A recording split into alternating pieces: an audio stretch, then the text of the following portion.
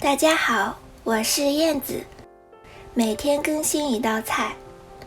今天我们用杏鲍菇和花生米做好吃的。首先把杏鲍菇切小丁，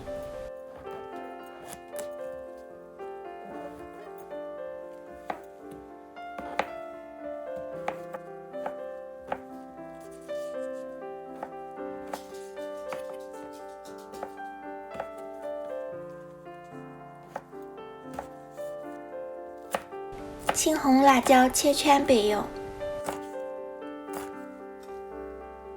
调一个酱汁，1小勺盐，1小勺糖，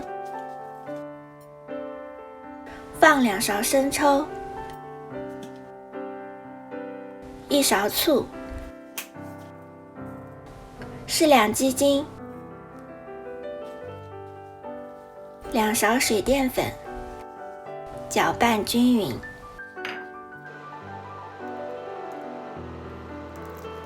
锅热后放3勺油，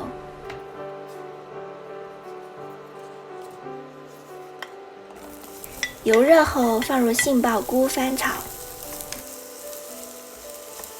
杏鲍菇容易吸油，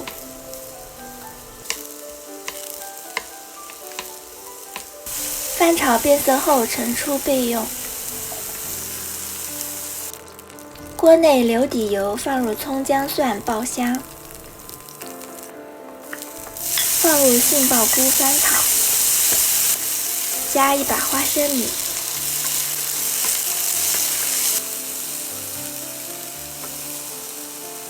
放入调好的酱汁，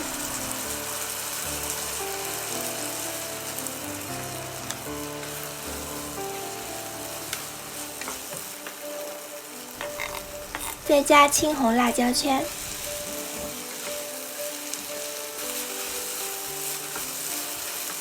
开大火加适量热水翻炒，汁水收到一半时即可出锅。杏鲍菇有杏仁的香味和鲍鱼的口感，味道超越宫保鸡丁。